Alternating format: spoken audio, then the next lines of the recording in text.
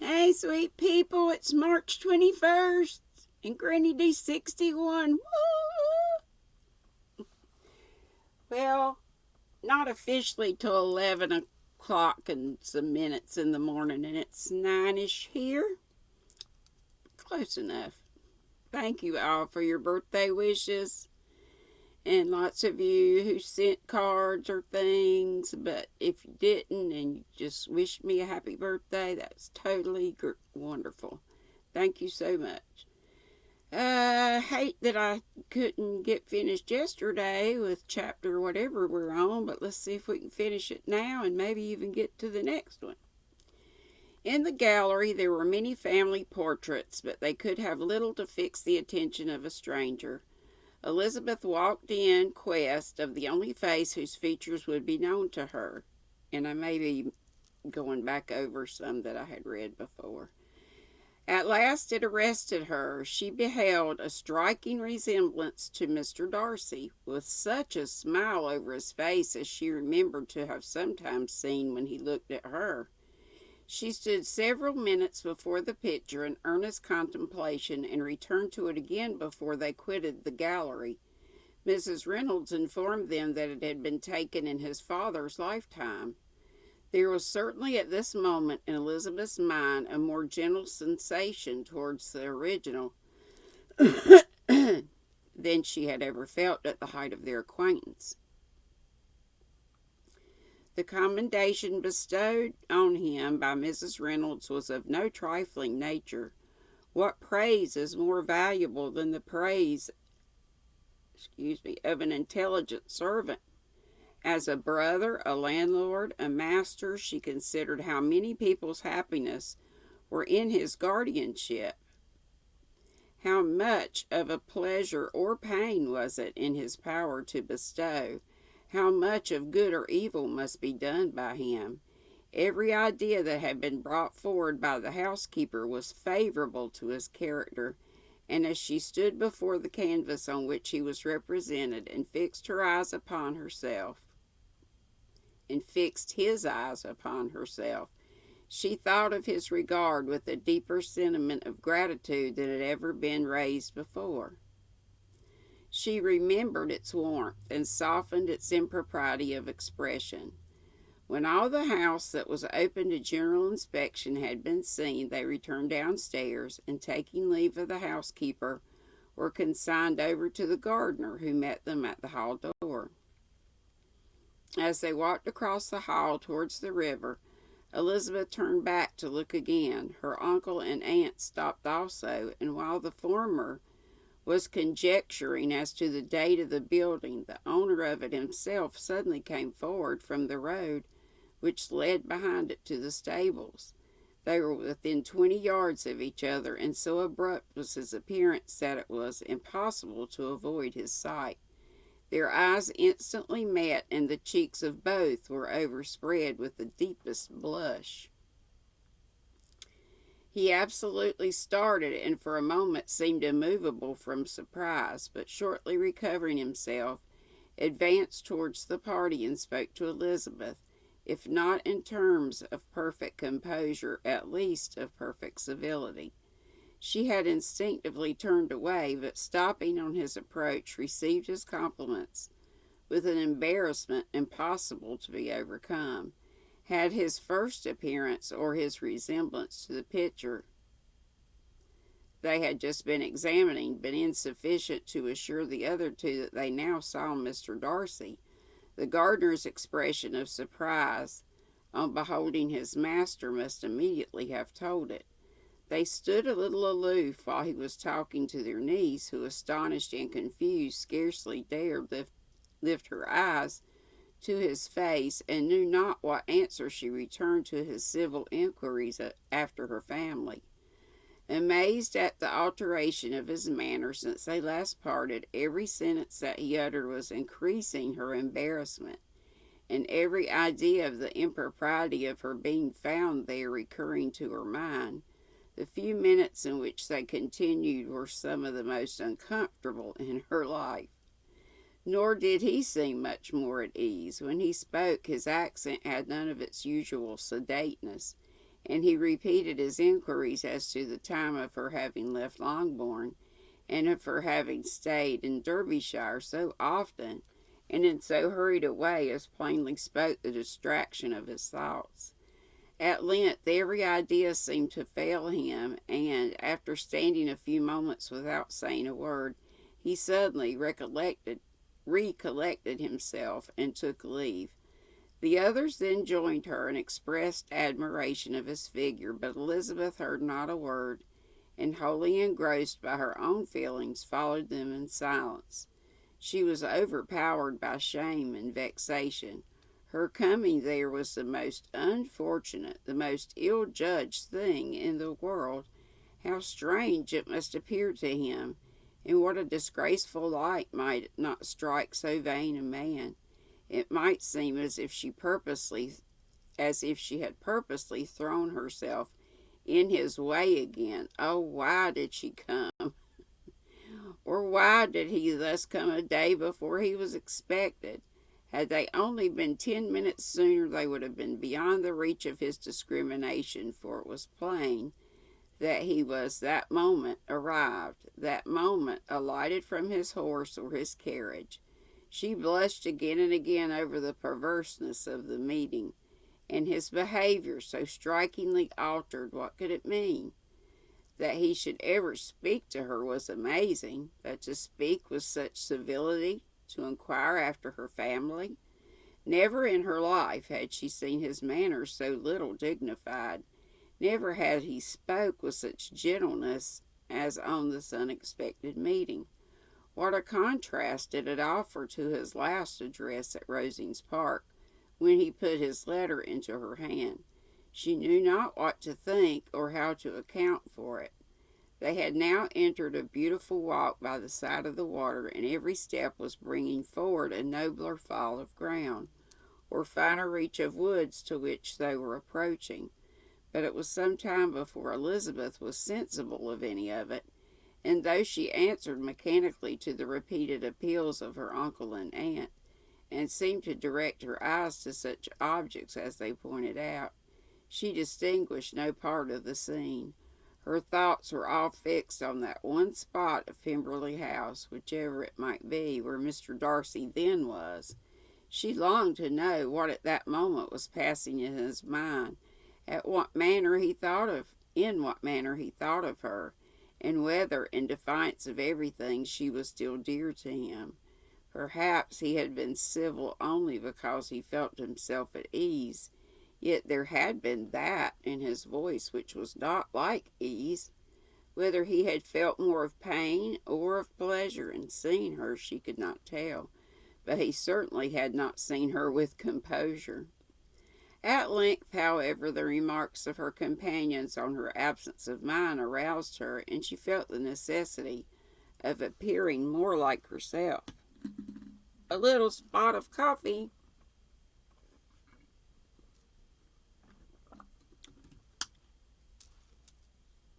Sorry about that. Let's see, appearing more like herself.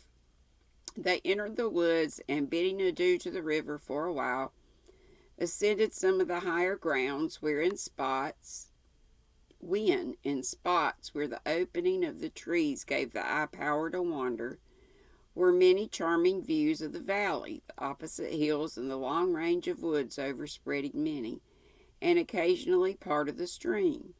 Mr. Gardner expressed a wish of going around the whole park, but feared it might be beyond a walk. With a triumphant smile, they were told it was 10 miles around. Settled the matter, and they pursued the accustomed circuit, which brought them again after some time in a descent among hanging woods to the edge of the water and one of its narrowest parts. They crossed it by a simple bridge. In character with general air of the scene, it was a spot less adorned than any they had yet visited, and the valley here contracted into a glen, allowed room only for a stream, and a narrow walk amidst the rough coppice wood which bordered it. Elizabeth longed to explore its windings, but when they crossed the bridge and perceived their distance from the house, Mrs. Gardner, who was not a great walker, could go no farther, and thought only of returning to the carriage as quickly as possible. Her niece was therefore obliged to submit, and they took their way towards the house on the opposite side of the river in the nearest direction, but their progress was slow, for Mr. Gardner, though seldom able to indulge the taste, was very fond of fishing, and was so engaged in watching the occasional appearance of some trout in the water, and talking to the man about them, that he advanced but little. Whilst wandering on in this slow manner, they were again surprised, and Elizabeth's astonishment was quite equal to what it had been at first, by the sight of Mr. Darcy approaching them, and at no great distance. The walk here being less sheltered than on the other side, allowed them to see him before they met. Elizabeth, however astonished, was at least more prepared for an interview than before, and resolved to appear and to speak with calmness, if he really intended to meet them. For a few moments, indeed, she felt he would probably strike into some other path. The idea lasted, while a turning in the walk concealed him from their view. The turning past, he was immediately before them. With a glance she saw that he had lost none of his recent civility, and to imitate his politeness, she began, as they met, to admire the beauty of the place. But she had not got beyond the words delightful and charming when some unlucky recollections obtruded, and she fancied that praise of Pemberley from her might be mischievously construed. Her colour changed, and she said no more. Mrs. Gardner was standing a little behind, and on her pausing, he asked her if she would do him the honour of introducing him to her friends. This was a stroke of civility for which she was quite unprepared, and she could hardly suppress a smile at his being now seeking the acquaintance of some of those very people against whom his pride had revolted in his offer to herself. What will be his surprise, thought she, when he knows who they are? He takes them now for people of fashion. The introduction, however, was immediately made, and as she named their relationship to her, she stole a sly look at him to see how he bore it, and was not without the expectation of his decamping as fast as he could from such disgraceful companions. That he was surprised by the connection was evident. He sustained it, however, with fortitude, and so far from going away, turned back to them and entered into the conversation with Mr. Gardner. Elizabeth could not but be pleased, could not but triumph. It was consoling that he should know she had some relations for whom there was no need to blush. She listened most attentively to all that passed between them, and gloried in every expression, every sentence of her uncle, which marked his intelligence, his taste, or good manners. This conversation soon turned up upon fishing, and she heard Mr. Darcy invite him with the greatest civility to fish there as often as he chose, while he continued in the neighbourhood, offering at the same time to supply him with fishing tackle, and pointing out those parts of the stream where there was usually most sport. Mrs. Gardner, who was walking arm in arm with Elizabeth, gave her a look expressive of wonder. Elizabeth said nothing, but it gratified her exceedingly. The compliment must be all for herself. Her astonishment, however, was extreme, and continually was she repeating, "Why is he so altered? From what can it proceed? It cannot be for me. It cannot be for my sake that his manners are thus softened. My reproofs at Hunsford could not work such a change as this. It's impossible that he should still love me. After walking some time in this way, the two ladies in front, the two gentlemen behind, on resuming their places after descending to the brink of the river, for the better inspection of some curious water plant, there chanced to be a little alteration. It originated in Mrs. Gardner, who, fatigued by the exercise of the morning, found Elizabeth's arm inadequate to her support, and consequently preferred her husband's. Mr. Darcy took her place by her niece, and they walked on together. After a short distance, the lady first spoke. She wished him to know that she had been assured of his absence before she came to the place, and accordingly began by observing that his arrival had been very unexpected. For your housekeeper, she added, informed us that you would certainly not be here till tomorrow, and indeed, before we left Bakewell, we understood that you were not immediately expected in the country. He acknowledged the truth of it all, and said that business with the steward had occasioned his coming forward a few hours before the rest of the party, with whom he had been traveling. They will join me early tomorrow, he continued, and among them are some who will claim an acquaintance with you, Mr. Bingley, and his sisters.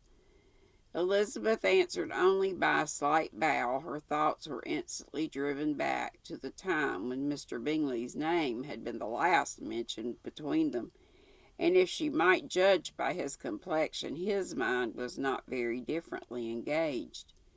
There is also one other person in the party, he continued after a pause, who more particularly wishes to be known to you. Will you allow me, or do I ask too much, to introduce my sister to your acquaintance during your stay at Lambton? The surprise of such an application was great indeed. It was too great for her to know in what manner she acceded to it. She immediately felt that whatever desire Miss Darcy might have of being acquainted with her must be the work of her brother. And without looking farther, it was gratifying to know that his resentment had not made him think really ill of her. They now walked on in silence, each of them deep in thought. Elizabeth was not comfortable. That was impossible, but she was flattered and pleased. His wish of introducing his sister to her was a compliment of the highest kind. They soon outstripped the others, and when they had reached the carriage, Mr. and Mrs. Gardner were half a quarter mile behind. He then asked her to walk into the house, but she declared herself not tired, and they stood together on the lawn. At such a time much might have been said, and silence was very awkward. She wanted to talk, but there seemed to be an embargo on every subject. At last she recollected that she had been traveling, and they talked of Matlock and Dove and Dale with great perseverance. Yet time and her aunt moved slowly, and her patience with her ideas were nearly worn out before the tete-a-tete was over. On Mr. and Mrs. Gardner's coming up, they were all pressed to go into the house and take some refreshment. But this was declined, and they parted on each side with utmost politeness. Mr. Darcy handed the ladies into the carriage, and when it drove off, Elizabeth saw him walking slowly towards the house. The observations of her uncle and aunt now began. Each of them pronounced him to be infinitely superior to anything they had expected. "He's perfectly well behaved, polite, and unassuming," said her father. "There's something a little stately in him, to be sure," replied her aunt, "but it is confined to his air, and is not unbecoming. I can now say with the housekeeper that though some people may call him proud, I have seen nothing of it.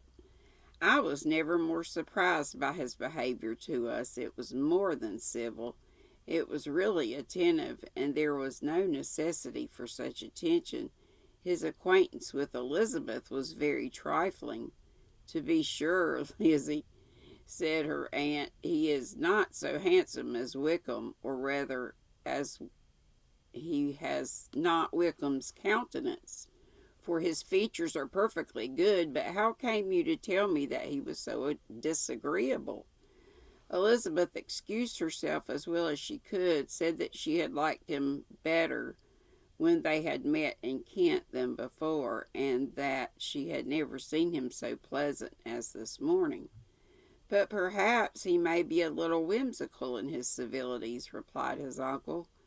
"Your great men often are, and therefore I shall not take him at his word, as he might change his mind another day and warn me off his grounds."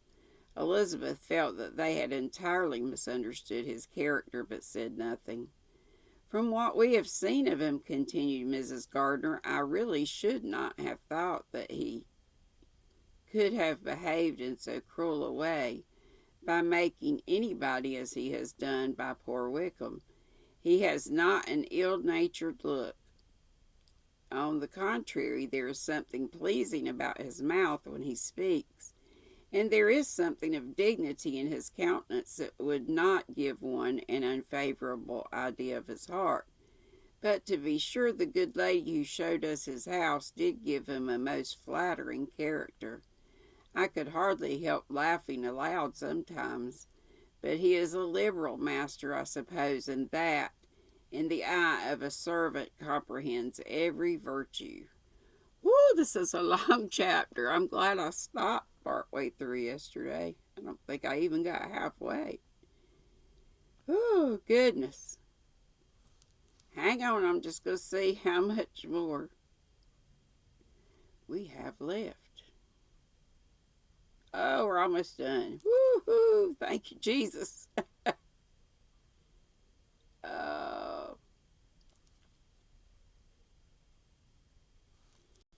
Well, darn, I missed my spot.